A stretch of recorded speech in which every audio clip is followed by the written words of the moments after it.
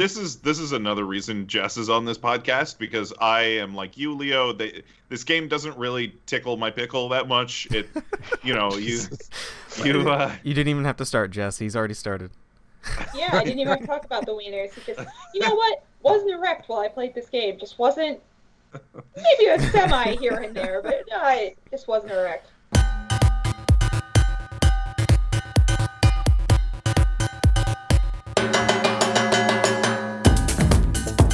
Welcome to the Good Games Podcast. My name is James. I'm Leo. I'm Justin.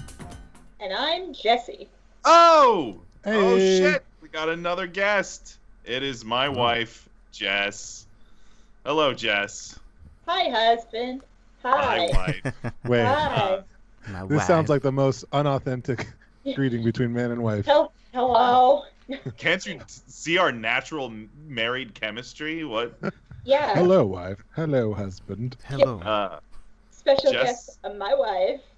Jess and I have been playing Hyrule Warriors, Age of Clam Titties, and she's going to join us to help discuss the game and her favorite Zelda characters. She, like Justin, is also a Zelda superfan. Mm-hmm. So Are you not a Zelda super fan, James?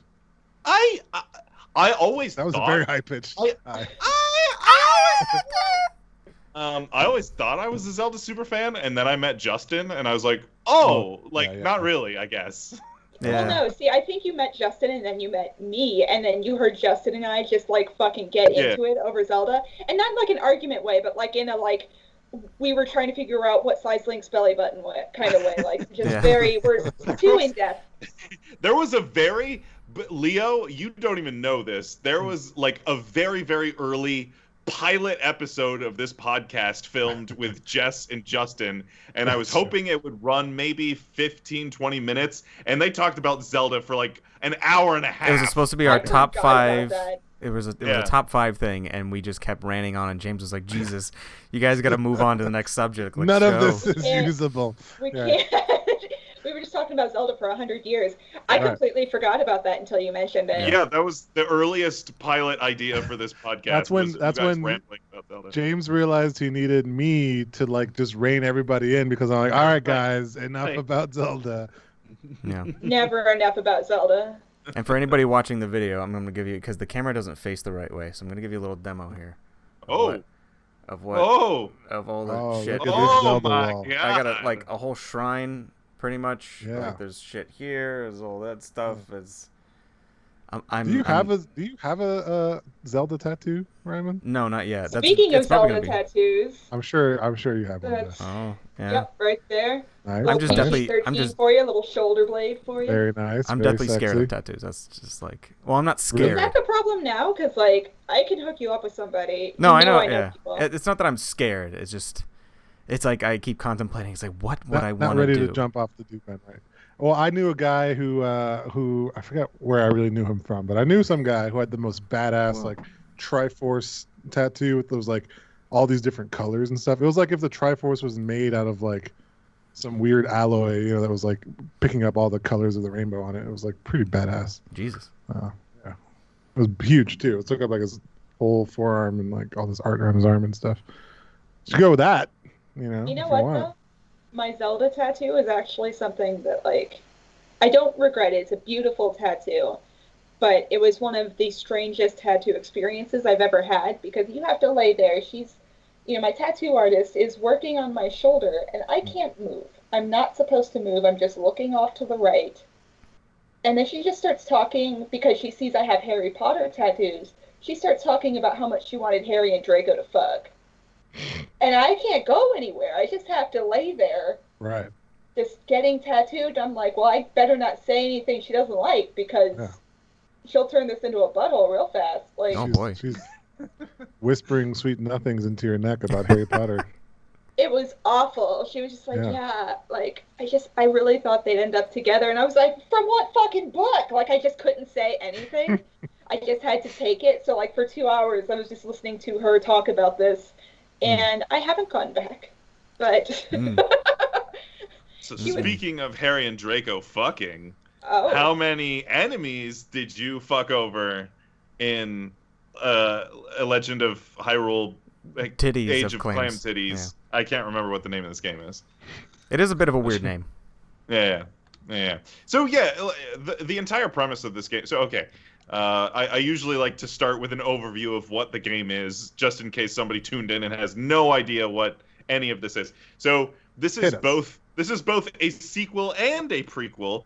It is a sequel to the original Wii U Hyrule Warriors, which in itself is a spin-off of the Dynasty Warriors series, in which you usually play as like one overpowered dude who just mows down legions and legions of like very simple enemies, right? Like that you just the enemies are like little bowling pins that you knock over. It's really a bowling game. It's really what this is a sequel to the Hyrule Warriors game on the Wii U, but it is also a prequel to Breath of the Wild. So it is the events of the Great War in Breath of the Wild that took place, 100 years in the past, which all of the flashback scenes keep going back to. That is that Great War that you are playing out in Age of Clam Titties. And that's kind of the premise of the game. Yeah. Yeah. I have sort of a love-hate relationship with like ex-warrior games. There's Dynasty Warriors and Samurai Warriors, and now Hyrule Warriors. Like, I don't not like them, but they're just a little sort of repetitive for me. Yeah. And press X to win. Yeah. I don't really get into them too deeply. Like, they're fun, but like not enough to like get my attention very long. So. It's kind of it's kind of straightforward. There's just lots of bad guys, and you just got to kill them all. Yeah. And you can just mash your way through this game if you really want to, but there's like really cool combos and like extra damage and stuff you can do if you really experiment with the combo paths for each character. And every character has super moves, and all the characters have slightly different play styles, which is fun to experiment with the different characters to see who you like. But yeah, at the end of the day, you're kind of this all-powerful super soldier that's just mowing down everything in your path, and I don't really find that kind of gameplay that interesting. Right. But I would like to hear the flip side of that coin from either Justin or Jess, the people who really enjoy this type of thing. So sell me on it as people who like Zelda games, which are really a lot more about sort of an action adventure RPG sort of thing. Sell me on why this game, why you have a love for this game. So we're talking about, this OP super soldier concept. You're fucking the hero of time. What do you want? Do you want to not be a super soldier and also be Link? Like, you can't do that. That's the first problem. Breath of the Wild is, you're pretty weak for most of it. Well, I mean, you do start out in your underwear. Hey, listen, no one's good. No one's good coming out of a hangover, okay? Nobody's good coming Fair out. point. A 100-year hangover? Yeah, that's true. Like, you are kind of waking up in the cave randomly or whatever. Yeah, like you just wake up. he was just dipped into alcohol. He was soaking in alcohol for a very long time. He was just in a fucking vat of absolute, and it was not a good time. That would suck. Just thinking about that makes me queasy. But no, so like James was saying, there is a little more nuance than just press X to win. You can pull off a lot of different combos, a lot of different things. But the other thing that I think it captures really well is that excitement of, when you're playing a battle in Zelda, especially like Ocarina of Time or Breath of the Wild, just that action, just the constant row, the constant, pushing down through these things. You get that just like a whole game of just that. So there's not as many puzzles and stuff like that, but you do get a lot of the combat. So for someone who maybe isn't super big on the Zelda puzzles, this might be a better alternative, because then they can just crush all the bad guys. And sometimes that's all you want to do. Like, there have been, while we were playing this game, one of my favorite things to do was just mow down a bunch of people, because it made me feel better. Like, it was just like, oh, I killed them all. It's like the GTA kind of feeling where you just plow down a bunch of people, and it kind of just gives you that, it's not real, it's, over exaggerated, but it's just satisfying. Yeah, there is definitely like an endorphin release. Like, this is very pleasing. Just stress relief. Yeah. Killing hundreds and hundreds of people is just like, I don't know how heavy we want to get into spoilers, but James had a great moment about midway through the game and stuff like that, I think. What do you think, midway? Yeah, just about midway. I have no idea. I don't know how long this game is. We're not that far into it. I say midway, he says not that far, it's whatever. But we just unlocked Hestu, and one of Hestu's moves is he just fucking flails his arms in the air, shakes his maracas, and just marches forward and just plows through people. And it was James' favorite thing. Like, he was like, I'm playing Hestu every time! I was never not doing that. It was very satisfying. Yeah, there's a lot of that. Just that, like you said, the endorphin rush of I'm parading through this gaggle of monsters with my fucking maracas. Yeah. And they throw an occasional strong enemy at you that you have to kind of strategize. True. And, There's and sometimes they'll throw like 3 of them at you, so you have to be like, all right, how do I coordinate this, or how do I run away a little bit and then have one come after me? You know, you kind of, and it's a big battlefield. That's the other thing. One of the things I like about this game, also, not just the endorphin from killing a bunch of things, but it is, I believe Nintendo actually, well, the Zelda team pretty much, like, monitored this game. They said, like, you're making, like, a prequel, sequel, whatever this is, to Breath of the Wild, and, you know, we're going to give you all the assets, we're going to give you all the stuff, and we're going to keep a watchful eye on you making this game, because we want it to actually be, you know, part of the storyline, where, you know, the previous Hyrule Warriors was not really storyline. It was just kind of just a random thing that the team came up with, and Nintendo was like, that's fine. But, like, this is actual, like, connection to Breath of the Wild. Yeah. And so, like, if you like Breath of the Wild, this is definitely, like, a game to get into, because the story's kind of weird, but it, you know, it kind of gets you into the past, and it's nice to see everything the way it was. Yeah. Yes, it's nice to see the dynamics. It's nice to see young Impa. She's adorable. I'd die for her. You know, but just, it's really cool to see those different things, and also getting to control the Guardians. Oh, yeah, okay. That's good. I love that. Yeah. I will say that I think you mean the Divine Beasts, right? Divine Beast. The big old things, right? Yeah. You guys know I do that all the time. Like, for a while, I was just constantly interchanging them. So. Yeah, didn't want a bunch of like. Sorry, go ahead. Didn't want a bunch of like Zelda fans being like, the Divine Beast. You got it wrong. They will. They definitely will. I will say that I think, like, in terms of these types of warrior games or whatever, ex-warrior games, the concept of being able to play in the Zelda world and learn a little bit more about that history that's sort of alluded to in Breath of the Wild, that's probably the most appealing part about this game for me. Yeah. So yeah, I totally get that. Totally get that. And the story is sorry. No, go ahead. I'm still surprised. Like Justin was saying, the story is kind of weird. Like, you can tell it's kind of gonna go like a, you know, ex-Warriors game, sort of OP. Yeah. It's gonna go up its own ass pretty fast here, but at the same time, it really is adding a lot of detail. Like, there is a lot of things, like you get to see the villages and stuff around the castle before they were destroyed and things like that. Like, getting a glimpse into the past and seeing that there were people living here, that there were, you know, this wasn't just Link and ruins. It was a bunch of things. Is really cool. Go ahead, James. Oh, I was just gonna say. So one thing I will say about this is, it is very fun.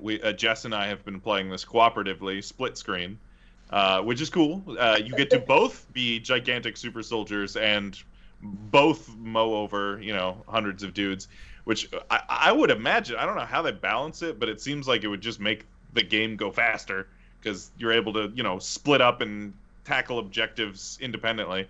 But one side effect of that is the frame rate of the game takes a gigantic shit. Ooh. I don't know. Have you had any frame rate issues with this, Justin? Only on certain parts where it seemed like there were a lot of enemy spawns, but it wasn't anything crazy, and I'm not playing cooperatively.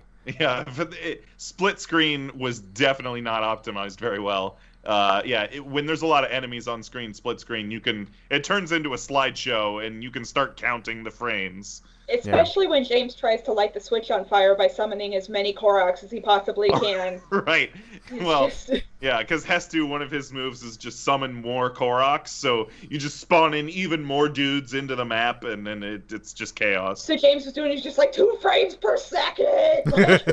Putting the engine to the test. Yeah. It was awful. Hopefully they figure it out and optimize it. But I mean, like, again, even thinking back to like the Wii U and stuff with Hyrule Warriors, it was with that many like little characters being spawned and getting hit, and like they all have hitboxes. Like that's gotta tax a little bit, you know, especially when they're also using the Breath of the Wild assets and trying to keep all that shading and stuff, you know, in place and keep everything as 3D as possible. So I mean, I'd imagine, you know, when there's a certain amount of shit going on the screen, it's very taxing. And, you know, the Switch isn't the most powerful thing in the world, so I don't know. At least though now it's online, so now they could be like, hey, we made the frame rates better by compressing a couple things, so we're pushing an update, now it's better. It kind of, you know, at least we have that opportunity now, which has happened a couple times with a few games that have been not so great with frame rates. You know, the developers go, we could make this sacrifice and that sacrifice and make it run better. So at least we now have that opportunity where we never had that before with any Nintendo system, really. So right. So I will say, even with the frame rate, like, just going dog shit, like, I mean, it just loses its mind every once in a while. It's a really fun co-op experience too, because there are times where, like, you know, I'll tell James, like, hey, I'm gonna go tackle like these 2 or 3 objectives over here on the top of the map, you go do these other 2. You know, because we know that, like, oh, you know, my skill set works for this, or I'm already over there, or something like that. And so that makes it really, really fun, because it's something that we can work on as a team without our characters being in the exact same spot.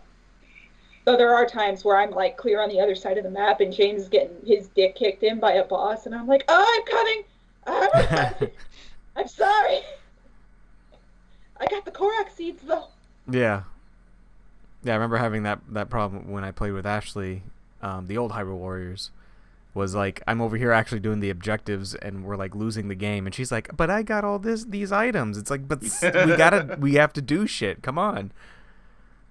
Now, I don't stray too far from the objectives, but I do, like, if I see a chest, I'm gonna go over and grab it, kind of thing. Like, I found a few Korok seeds for us that way, just like, oh shit, what's that? And then going over. But yeah.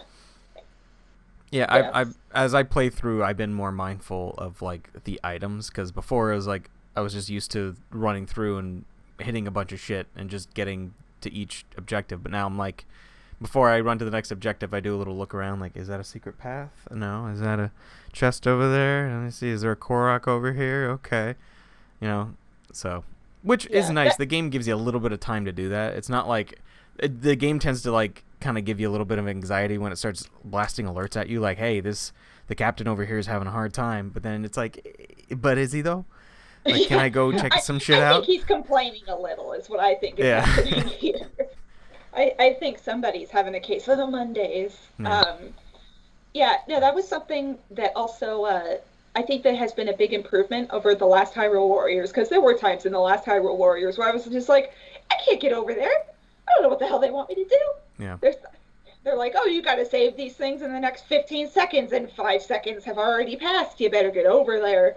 And that's something that I think is a lot less present in this game. It's not, and I mean, I've been playing it co-op, so take that with a grain of salt. But yeah, like, it feels like you can actually take time and enjoy what you're doing, not just, oh shit, I have to do a combo over here now, like, kind of thing. And you can take in the visuals too. It gives you time to look around, actually enjoy Hyrule before it was destroyed. So.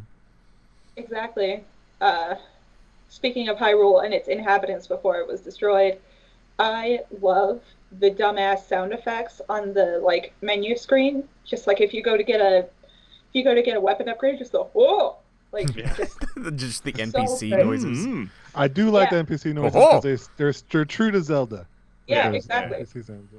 Yeah, though there's this one. I think it's a Zora that just like it's this weird ass noise. And I'm like, y'all, you need a drink of water? Like, y'all okay?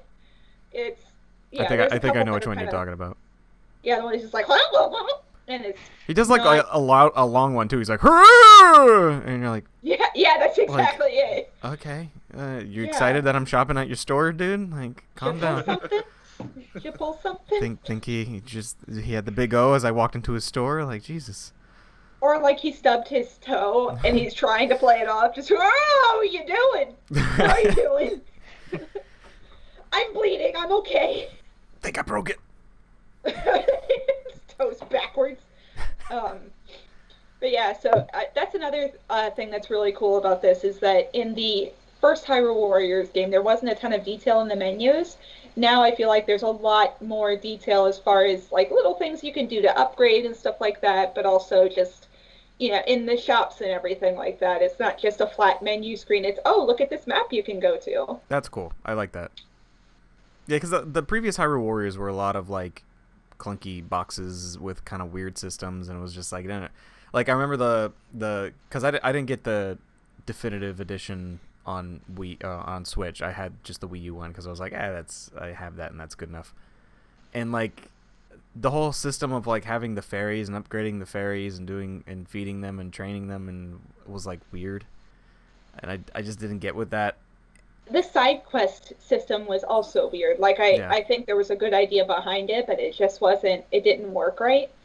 Like the Majora's Mask one was awful. I was like, okay, cool. But, like it would after 3 turns just completely reset if you didn't do something right. And I was like, cool. But definitely like this one is nice because it feels more integrated. Could do without the little. I mean, I know you can skip it, but the little cutscene like panning, like every time every mission. We don't need that. Yeah, I don't know why they had to. All right. Okay. I mean, is that to emphasize? I mean, okay, I get what they're doing. They're going like, hey, look, we got the assets, and look how beautiful they are that we put into this game. Let's pan over it one more time to remind you. Like every single time. Every single fucking we will time. Never let you forget. Yeah. The only thing I love about those loading screens is when they're all gliding off of the tower, and I love that everyone just has one of these fucking sails. They're just like, all right, no, everyone's got one. Everyone's got one. Everyone has one. It's like having a scarf. You just got one. It's somewhere. Link made it cool. Wasn't it like Mifa who had like she has like a no that was Impa has just like a cloth that she has both of her feet on. She's just kind of woo. Yeah, it is kind of cute to see all the fun little gliders that they have. Mm-hmm. It's like, why can't we get those gliders in Breath of the Wild? Or maybe Breath of the Wild 2? Yeah, just wait a second. They'll get it ready to go. That'll be part of the hydrated pack for Breath of the Wild 2. Yeah, that's what I'm doing right now. I'm taking my time with this game to kind of fill in the void right now. Because it's like, they got us all riled up for Breath of the Wild 2, and now it's just like, we got this filler, so it's like, I'm gonna drink this one a little bit slower. Just to savor You're going to beat it by Wednesday, and then you're going to be like, I need to do it again. I'm going to beat it by Wednesday and be like, I should play Breath of the Wild again. Let me just play through Breath of the Wild again. One more time. Yeah. I still got to finish my master mode. Oh, yeah. Anything else with Hyrule Warriors? Age of Clam Titties? It's good. Yeah, Good. It's a good game. It's got good music. Solid. It's got all great artwork. It looks great. It's cool to see Hyrule the way it was, and you know, if you liked Breath of the Wild, I feel like you'll like this game. It's, you know, again, it may not be gameplay wise your game, but you know, it's definitely got a connection to Breath of the Wild, and if you like Breath of the Wild, give it a go.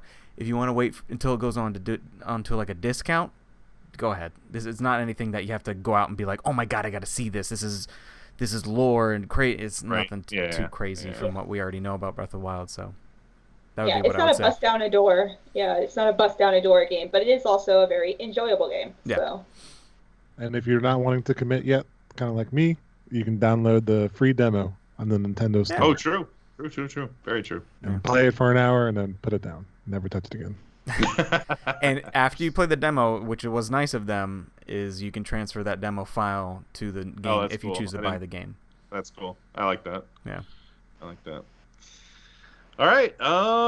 This podcast is on a bunch of different platforms like iTunes and Google. And if you rate us on iTunes or Google or give us a thumbs up on YouTube, that helps our podcast. Don't forget Spotify. And Spotify, whatever. Do they have like ratings on Spotify? I don't even know. I think they like do. it. You can follow podcasts on Spotify. Follow. Well, Yeah, follow. You should definitely follow us. Yeah, and then you absolutely. should subscribe and give us a thumbs up and 5 stars. Yeah. Do all those, and if it's not applicable on your platform, write that platform and tell them that you would like to give us 5 stars or a thumbs up or subscribe or follow.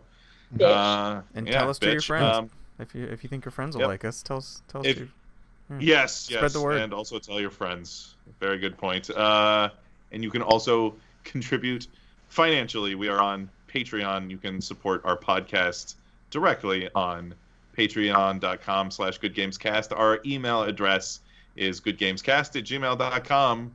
Send us your favorite News. Zelda characters, Sorry. because our top 5 today is our top 5 Zelda characters.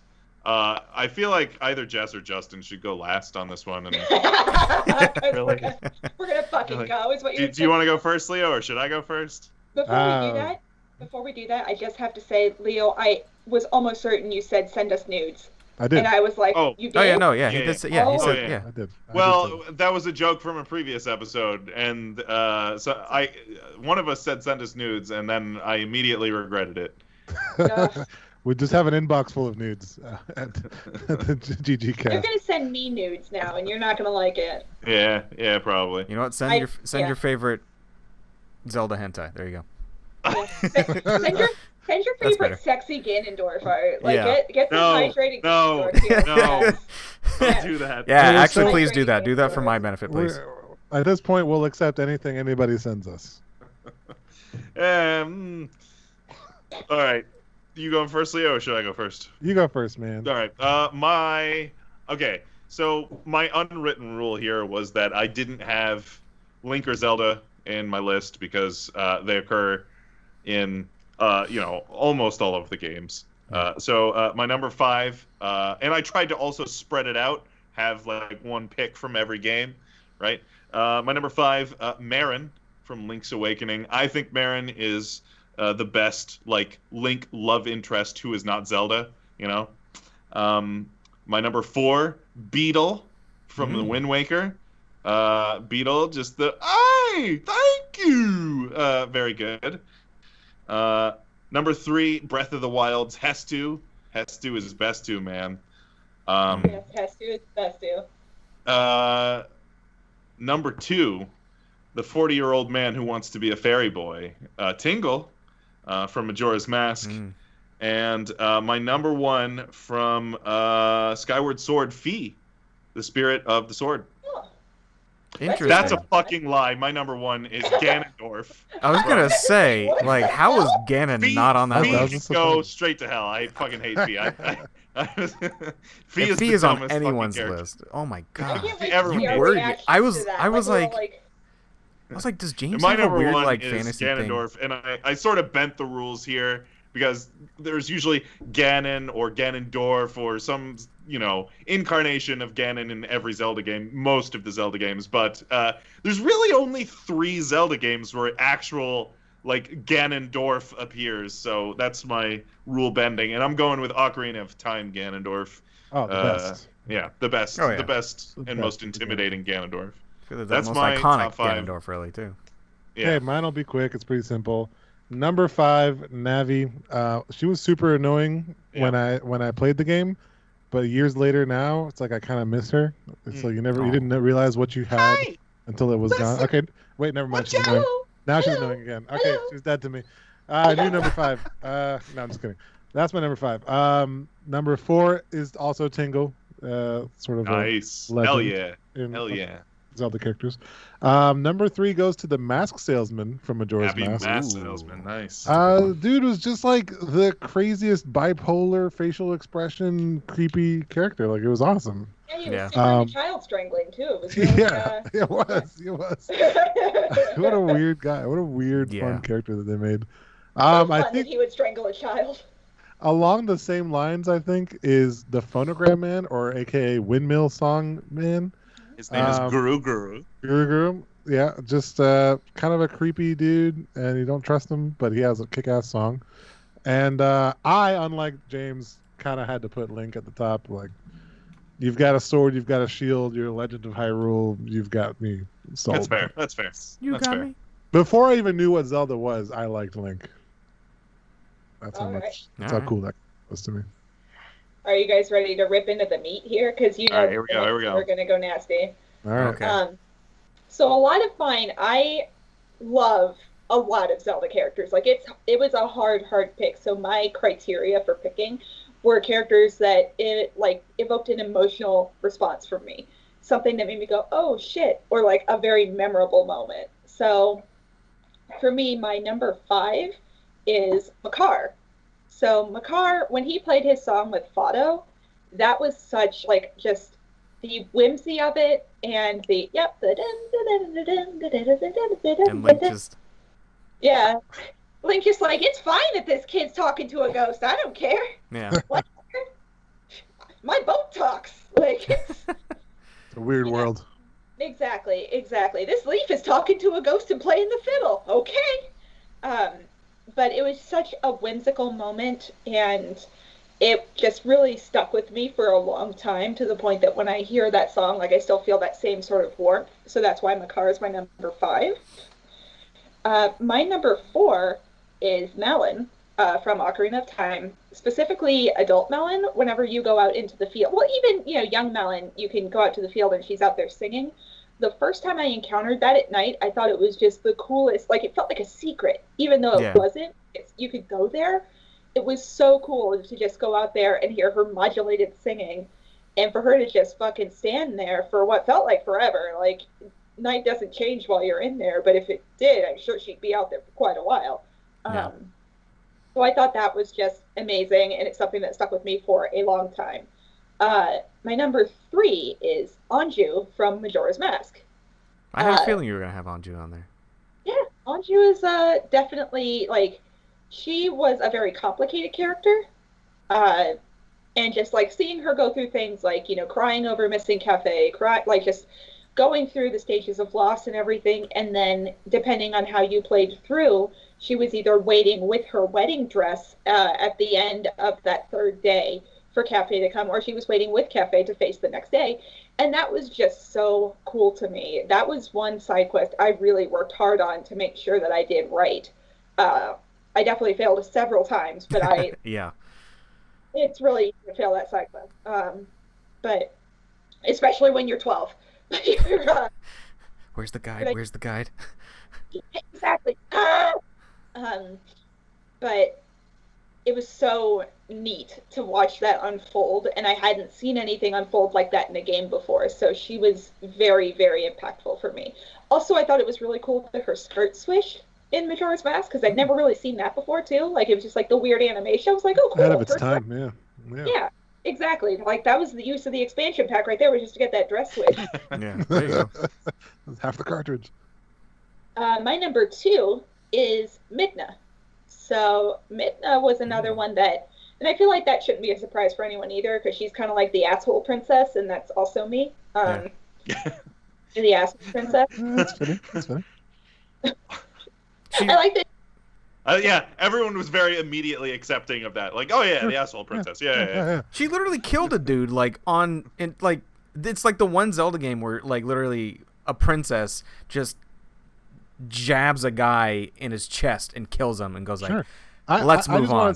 And that's what she said. She's literally like, all right, it's done.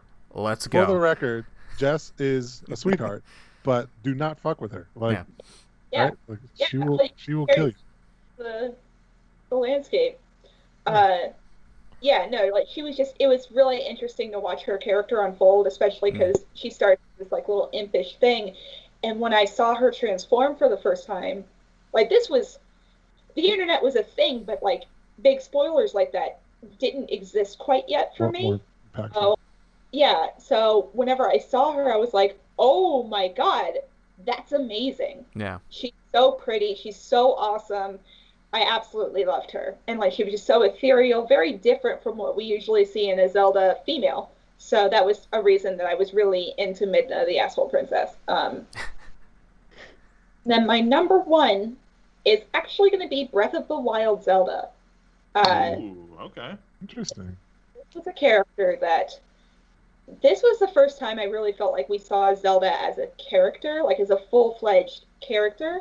But what was interesting was the direction they took with her. She wasn't this like, immediately intelligent, perfect being. She was scared. She didn't know if she could do what she had to do. There was so much of complication to her character. There was all of these, conflicting feelings in her, just, this constant, her beating herself up over the fact that she couldn't awaken her own power was so impactful. It was just really, really drove home how hard it was to do what she was trying to do.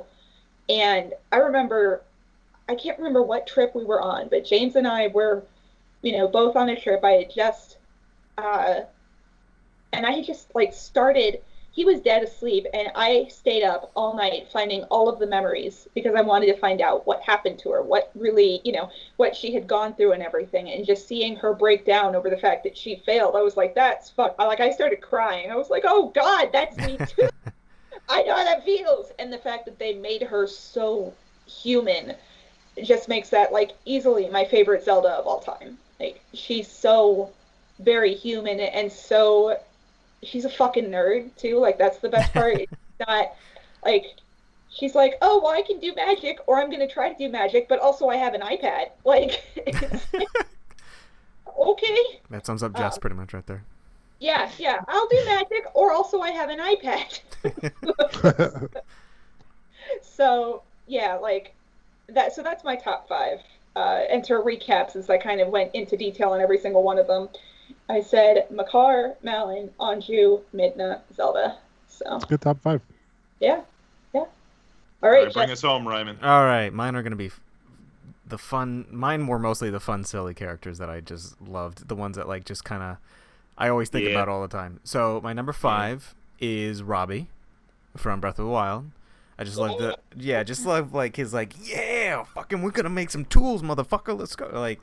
He's rocking out, jamming, ooh, and he's a researcher. You wouldn't want to leave your daughter alone with him, that kind of thing. Just I love the little goggles he has too that are just constantly chameleon moving around. It's So Robbie's my number 5. My number 4 is from Skyward Sword, surprisingly. It is Groose. Groose is good. I loved how Groose started off as the bully, but then just became this goofy little character that was just trying to be part of Link's adventure, and he was he just wanted to be included in all the dumb, and I just love his dumb little face and his music, and it's just I love everything about Groose. It's just something about that. It was cute to see a bully turn into this little I'm helping kind of guy. Big himbo energy there. A lot of himbo energy there. Yeah. My number 3 is not so fun, but it's also, it's kind of fun, is Ganondorf. I had Ganondorf on my list. There you go. Definitely like the Ganondorf. I kind of like the Twilight Princess Ganondorf a little bit. Only because he kind of had he brought his ass back out of spite. Yeah, they gave him a lot more character in that one, and gave him more of a don't give a shit attitude, when they tried to execute him and he was laughing and ripped a dude's face off, and I just liked that super powerful kind of I'm gonna kick your ass kind of Ganondorf. So I also like the art style of that one as well. I like the whole he's been in power and they're trying to take him out of power, so you can tell he's kind of he's got more fancy garb on, and he's kind of got a belly on him now because he's been relishing in what he had for some time. But yeah, my number 3 is Ganondorf. All right, my number 2 is technically Zelda, but it's not quite Zelda. It's Tetra from Wind Waker. I love Tetra because Tetra is Zelda, but not Zelda. They try to play it off in Wind Waker that she's, oh look, you're Zelda, but not really. She's the descendant in a way of previous generations, But Tetra was always like her own thing. She like, again, like all the Zeldas were all like, oh, I'm so innocent sometimes. And then like all of a sudden you get Tetra, who's just like in the end was still in like the dress, but like let's like kill this motherfucker, Link. Let's go.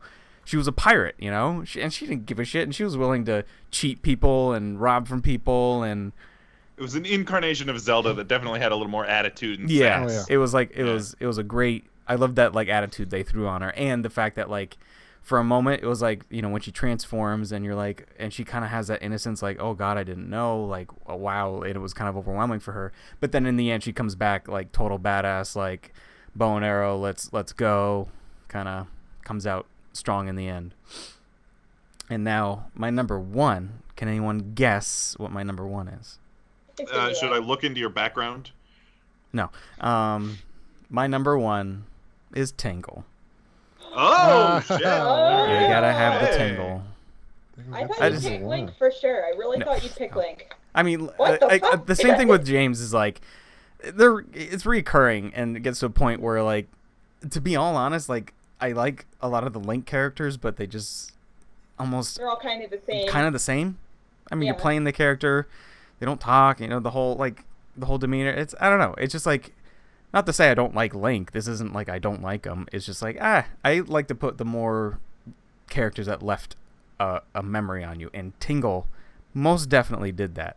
Majora's Mask, like, he was just so weird to me. I remember as a kid just seeing that dude and just like what the fuck is wrong with his face? Why is his nose red? Like, why is he in a balloon? Why is he 30 years old and wants to be a fairy? Like, this is the weirdest fucking guy. And like, and then they involved him even more in Wind Waker and made him almost like cynical in a way. And it's just Tingle. And then like he got it. I don't know if you guys ever seen it, but Tingle got his own little game. It's almost a Wizard of Oz-esque game. It's pretty much like a puzzle game. And that makes him even weirder. He's just like this horny little 30-year-old dude looking for a wife who thinks he's a fairy, and it's just Tingle. Oh, jeez. Tingle's just a weird all-around 30-year-old man who wants to be a fairy. He's me. No. Do you relate? Yeah. He's very Japanese humory. Oh, I feel like he just represents that like that, you know, older gentleman who doesn't want to grow out of what they enjoy the most or something they fantasize about, which in a way is me, right? It's like, it's all of us really. Is like, you know, you still think about everybody. Like, yeah. You just it reminds me of the naked guy in Yakuza 0. More like that. Okay. That's my list. Okay. All right, you guys want to endorse some stuff? Yeah. Sure. All right, I've got a triple endorsement for you. Oh, Jesus.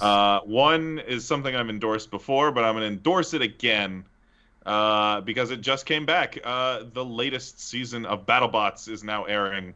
BattleBots is a great show about robots trying to destroy each other.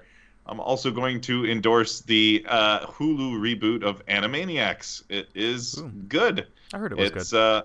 Yeah, it's good. It is shockingly just exactly more Animaniacs. Like, they just pick right back up where they left off. Like, it's just the same show you remember. Nice. Which is good. For better or for worse, it's exactly the same show. The final thing I will endorse is an early Christmas present from my wife. I've been playing a lot of Star Wars Squadrons, and if you have a desk that like sits up high, it's really inconvenient to put your flight stick or your throttle up in the desk because you have to lift your arms up like this the whole time, and you're like, oh my shoulders, like So let me see if I can. We're gonna go for a ride here. I am going to endorse these. Got the arm things? Yeah, these little desk clamps. Yeah. I can't get the wire down. I don't know if we see them. We see the joystick. But yeah, there's my flight stick, and it's on this little clamp here that's adjustable, so I can adjust the height of the clamp. I can adjust, how far back it sits, and now I've got it so I can have my elbows. You can see the armrest. I got my elbow on the armrest and my hand on the stick, so it's like nice and ergonomic, and like so now I can. Yeah, I can just play this game all day. These are clamps by a Korean company called JPeen. What? Yeah. It's Of course, your weird. wife would be like, J. Peen. Yes, I'm buying from them. Yeah. No, like I wanted to make sure that he could handle his stick ergonomically. Like that's, No. It's bad enough that they're gonna be making joystick jokes the whole time and playing with your joystick. Now they're also gonna add peen to their name. Yeah. Yep. So yeah, flight stick and throttle desk mounts by JPeen is my final endorsement. All right, make sure you mount your peens. I do like the idea of those clamps though, because I would play a lot more Elite Dangerous if I could just like sit down and like lay back. Oh.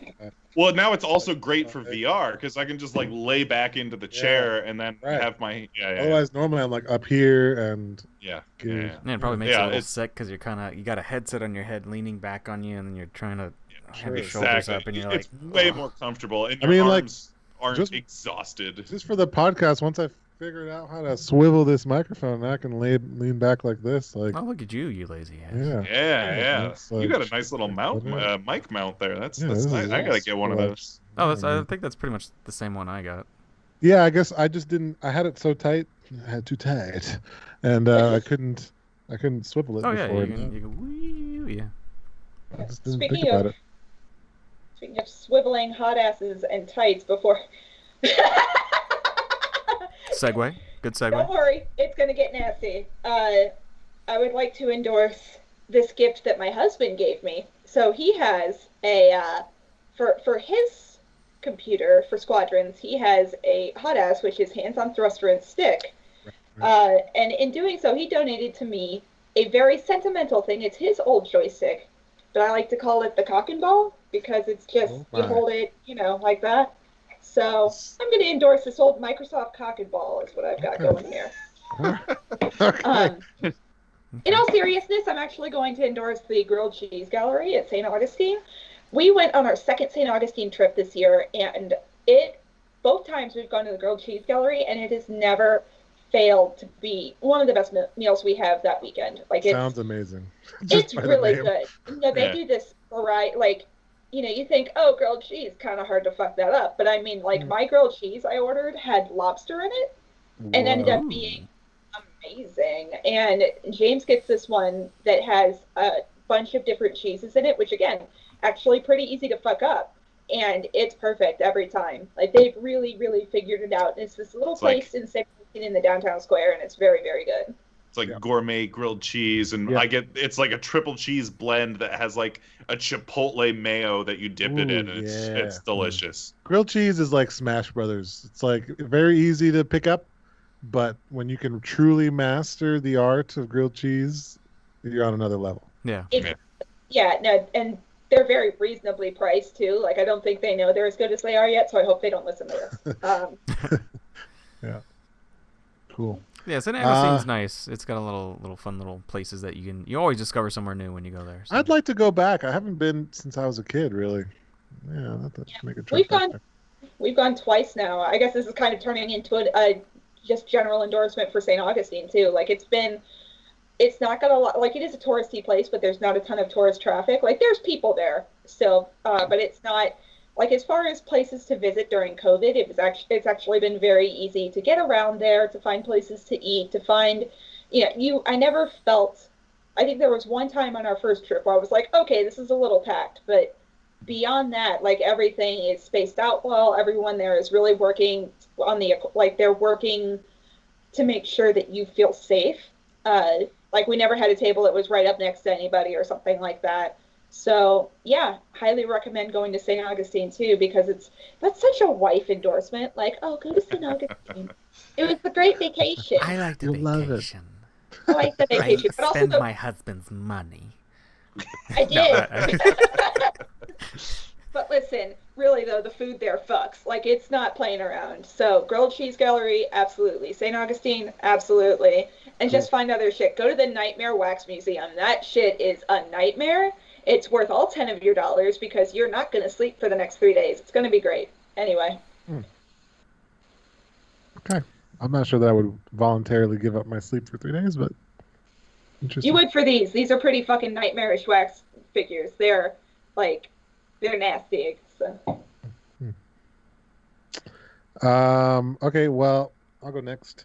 I have been preparing my mind and my body for Cyberpunk 2077, due to be released in roughly 3 days at the time of this recording. Yeah, cross our fingers. No more delays. Like 10 minutes before. We're delaying it. Jesus. I've been doing a lot of research on Cyberpunk 2020, the RPG the game is based off of, everything we know about the game, just Cyberpunk genre in general, like something I've not really delved into too much. Like, I've always kind of liked the Cyberpunk genre, but like didn't really dive into it too much. So I decided to watch the original Blade Runner with Harrison Ford, which I hadn't actually ever sat through the entire thing. I've seen bits and pieces. Followed by Blade Runner 2049, the sequel with Ryan Gosling and also featuring Harrison Ford. Those movies are fantastic. I tried watching the first Blade Runner. I'm going to stop you right there. I can't believe I'm a little surprised that you like those movies because I am too. They're so slow and slow. So See, slow. I like that. I like that artistic slow. I tried to like me the too. first Blade I love that, but that's not for everyone. Right, and I hate it. I had to be in the right state of mind. Taryn hated it too. I like the first one, not the second one. Well, we tried watching the original one back like a couple years ago when the sequel came out. So this is a sequel that was 35 years, after the original. And like, we were like, okay, well, we can't just go watch the sequel. We got to go watch the original. I rented it again, like on Amazon Prime, and it showed the same exact spot where we stopped it. I think we both fell asleep and we're like halfway through the movie, and then we never really watched it. This time I sat through middle of the day, so I was awake, and really just like appreciated like every single scene, tried to understand what the movie was, and it's a fantastic story that so many people will not hear because of the style of the movie. I think it's going to lose a lot of people, but if you have a lot of time to kill and want to go into it with an open mind, those movies are seriously quality story, cinematography, music, and acting. Like, I love both of those films very those much. might be quick. Like, those like in one weekend, I might have just found, let's just call it the Blade Runner series, a new top 5 favorite movies of all time. Wow. Holy shit. Wow. Nice. Like overnight. Wow. Like, yeah, Nice. I mean, they were that. I really enjoyed them that much. So that's my endorsement. Check out the Blade Runner. I'm so series. happy you like those movies. That's good. I love those. Piggybacking off of that, did we all go yet? Am I holding up somebody? Did Justin go? I did not go yet. Justin, Okay. Yeah, we don't usually let him go. So. Well, before I let Justin go, I will say that as a sidebar, I have so many cyberpunk movies I can recommend to you, Leo. I'm like a cyberpunk junkie. You can ask James; he hates it. So it's. I might be one now. I don't know if there's anything as like high. Jess is not going to give you anything as it's nasty. high class as like the Blade Runner movies. A lot of these are like the de facto Blade Runner is like it, but there's Yes. definitely some other ones I've heard of that are like. No, there's some Fantastic. 90s cheese that are like really like they get that meaty, nasty like cyber. Like I think that's closer to what you're going to get with 2077 than. Jess likes the cyber cheese. I like cyber junk is what I like. Like Sure. it, And augmented penises. That's better. Yeah. It's probably gonna be a thing. Yeah. in Cyberpunk, absolutely. Apparently, yeah. Wasn't that one I of the guess- rules in the RPG? Tangentially to that, I would like to play the RPG. So throwing that out to you guys as well as any listeners. Jess, you have a reference book, right, Jess? I have a reference book for the revised edition Cyberpunk. I just Red. found a Humble Bundle that's still good for like 8 days that has all of the books. Oh shit! Yeah, let's Like get that. all of them for $8. I'm gonna go pick that up. Well, Good Games Podcast live streams their playthrough of the Cyberpunk Yeah. RPG. Let's do it. All right, hell yeah! There you All go. right, okay, Justin, Yay. we're skipping you. Let's go. Oh. No, actually, that kind of finally goes into my endorsements. So I kind of have 2 for like the same thing. One was I started listening to the Blade Runner soundtracks. Fantastic music, God, just nice to listen to. Oh, Good. Nice, just background So- music, very It's- ambient, very kind of. Yeah. If you like that kind of So good. spacey, long, synthy So kind good. of sound. Like Or just like random, like long synth sounds. We get it. You guys are gay for Blade Runner. We get it. You want to suck Harrison Ford's dick. It's okay. Yeah. I mean, who doesn't? Hans Zimmer did it justice though in 24 now. Yeah. I thought you were going to say that Hans Zimmer doesn't want to suck Harrison Ford's That's kind of where I thought he was going to. Oh no. like, okay, explain. I like this. So if you want some great Christmas music, you want to listen Blade to Runner. Blade Runner. You want some good Christmas music. I discovered something that like brought me back, gave me kind of like a Christmas vibe, but also took me like back to my childhood. Was the Batman animated series soundtracks. Hell yeah. I love that music, and it just Hell like yeah. just listening to that music just brings me back, and Yeah. so I started like listening to those as well. Makes me want to watch the entire series again. I really want to watch Hell the entire. yeah. I just need to just buy it on like DVD or something and just watch it. But Just watch it. I think it's on Amazon. Don't we have some on Amazon, baby? We do. Yeah, because you and I did a partial rewatch of it. I think it was on Amazon. Yeah. Yeah, and then we switched to Freakazoid. I remember that. I don't remember how the theme goes. Is it? Bum, bum, bum, bum, bum, every time, so that's Yeah. my thing too. Is every time I played any of the Arkham games, every time I had just Batman running around, I go ba-da-da-da, dum, da-da-da-dum, dum, da-da-da-da, da-da-da-da-da-da-da-da-da-da. Yeah.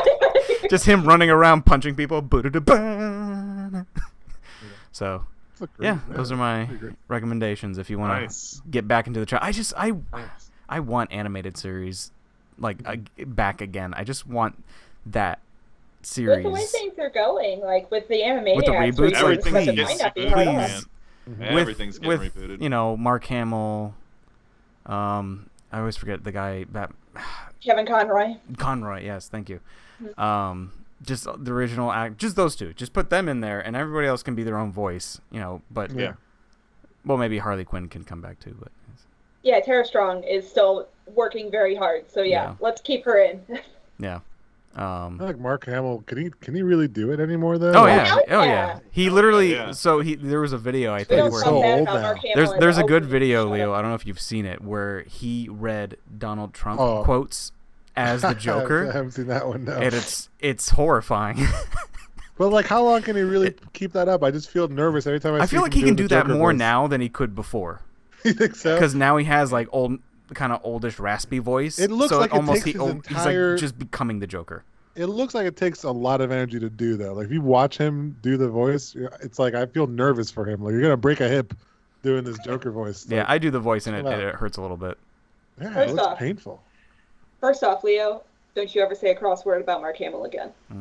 Not only he's infinite, He's he's fine forever. That's true. Nothing bad will ever happen to Mark Hamill. This is true. But also, I have a feeling that if they say to Mark Hamill, hey, you're going to be the Joker, Mark Hamill will in turn say, hey, you're going to give me a sack of money. Like, there's no, Yeah. they're not, Fair. because people won't accept another animated series without him, I think. Oh, Oh Like, yeah. had series without him, but they never went good. So, Yeah. I mean, I'm sorry, Mark Hamill just nailed the Joker voice, Yeah. and he became Yeah. the Joker. He Yeah. is the Joker, yeah. yeah, like, Tommy Wiseau is the only Joker I like more than haters The will say new Joker. Jesus. haters All will- right.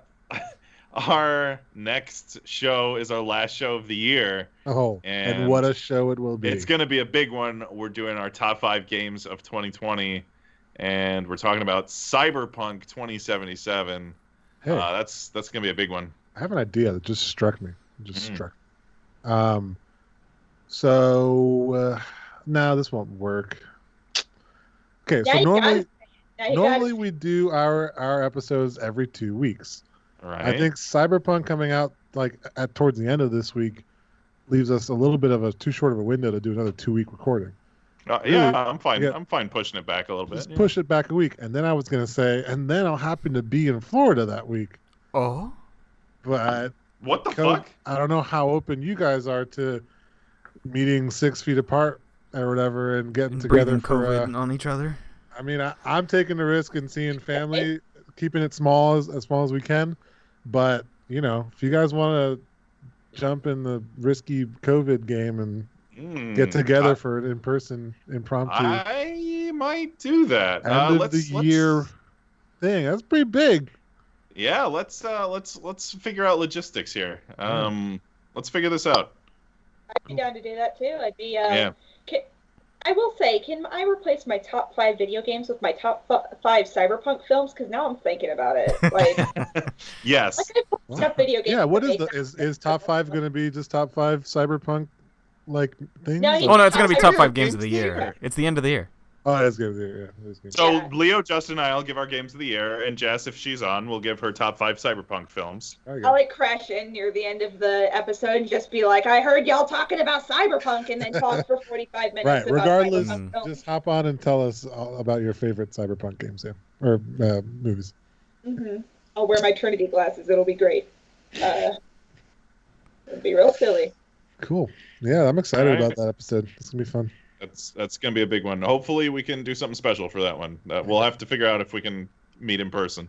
Maybe we can do something special. That'd be cool. End of the year episode. Some hot cocoa. All right. I don't know. Our big thanks to special guest, my wife, Jess. Thank you for appearing on the show and talking about Zelda. Tune in next time for our next episode. I think that's it. Anyone have anything else? Yeah, I do. One thing I want to say. I'm trying to build a new PC. So can you guys fucking stop? Not you guys in the podcast. I'm talking about people in general. Scalpers. I can't find a CPU. I can't find a GPU. I can't even find a motherboard I want. I'm this so is sorry. driving me. Yeah. I just James, did you find your video card, James? Well, Jess found one for me, and nicely done, Jess. I think she tried her best to make sure she wasn't buying from a scalper. Yeah, I had to do a shitload of research and just hit refresh constantly on eBay, and I just found a guy who happened to have he had the 3080 and the 3090, and so he was like, I'm just gonna sell whichever one I sell first. I'm keeping the other, was his idea, and so I was like, well, I'm just gonna buy this now. So I went ahead and bought it, and now James has a 3080, and he can finally use his. And now I have this setup back now. of my original setup. So, I was going to mention that earlier. Yeah, I got a new video card. But it's been everything. I mean, like Justin said, it's been every computer part. I spent about a week looking for a PS5 and got into this whole community of people. They're on Twitter. They're on YouTube, live streaming, trying to get PS5s every day. I did wind up getting one, so maybe next episode I'll give a little mini review of the PS5 and. We should. My thing is just World of Warcraft updated for Shadowlands, and I started it the other day, and it said, "Hey, your PC's not compatible to play fucking World of Warcraft." And I said, "Now I need an upgrade." That's how you know when it's time to upgrade. Yeah. When World of Warcraft tells you it's time to upgrade. Yeah. When World of Warcraft's like, "Hey, you okay, champ?" Like that. Yeah, I built it when it was still. I built this PC Well, you could probably play WoW Classic. So. Yeah, I have Classic, but it's just that was my awakening moment, and so I started looking around, and it's time. You people are just stop. I just want to build a fucking PC, please. Just stop. Come on, it's 2020. All right, we have enough to worry about. Maybe we don't need scalpers. I'm hoping that after Christmas, the buy-ups will start calming down, and companies will restock, and maybe that'll be. What? Keep an eye on Best Buy. Their last launch was a nightmare for the 3080, but they do have a thing now where when you click add to cart, you still have to wait. You don't, they put you in a queue instead of just taking you straight to cart and letting you, check out real quick. So they've added an extra step that looks like it's working for some people. There were a couple times where James and I had the thing in our cart and it still went away. So I think they're still working, bugs out of it, but Best Buy seems to be trying, at the very least, to get through things. One thing I used was this bot, which I'll send you a link to, Justin. I don't want to endorse a bot on the podcast, but it's very, very useful. And James and I were using it to look for 3080s and stuff until I found the one. James, you might still be using it, right? If I'm using it, I don't know. So yeah, I'll send you a link to that bot. It's a Discord bot that kind of just gives you an alert as to when things are going on sale on different sites and stuff like that. Okay. I was going to recommend something similar. I think there's like a website. Yeah, I that does think it. that's fine to endorse that because all it's doing, it's like in stock alerts. It's just Right. alerting you. Yeah. I've heard about a Okay. couple of those. Yeah. Yeah. I thought about I using mean, them. that's like going like that's the proper way to do it. You refresh a page, you see if it's in stock, and then you go buy it. Yeah. Exactly. This thing's just doing it for you. Yeah. Yeah, it's just looking for you. Across a bunch of different sites, it's, and you're getting it's like Superman 3. The fractions. Did you just make another Office Space joke? That was my first one of the evening. Someone else did the other one. Wait, there was another Office Space joke that I didn't catch? I think earlier, right? Didn't someone say something? Office Space? Yeah. Jess said someone a case of the Mondays. Okay. Yeah. Damn, I didn't even. Wow. Over your head. Mm-hmm. I do love Office Space. Sorry. It's another Great great movie. movie. Another great movie. Oh, Office right. Space 2077. That would be cool. Office Space 2070. Cyber Office Space. Cyberpunk Office Space would be sweet. All right. I think let's wrap this podcast up. We will see you next time on our super extravaganza end of the year episode. So for the Good Games podcast, I'm James. I'm Leo. I'm Justin. And that's Jess. And we'll see you next time. Goodbye. See ya. Bye.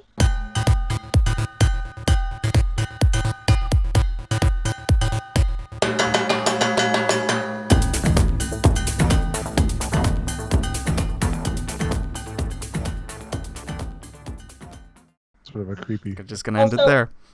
Need to go back and comment. I wanted to let you get through it because I knew that James would murder me if I made you run on too long. But we talked about Zelda or Tetra being a descendant of Zelda, and I know that the Link Zelda dynamic thing works weird in the Zelda series anyway. But does that imply that Zelda fucked at some point, and then Tetra is her ancestor? Zelda is the ancestor of Tetra, so Zelda had to have fucked. Who did she fuck? Link wasn't there, was he? Wasn't Link gone? Yeah, he had left. Ganon came back. She just fell in with some pirates and fucked a pirate? I don't know.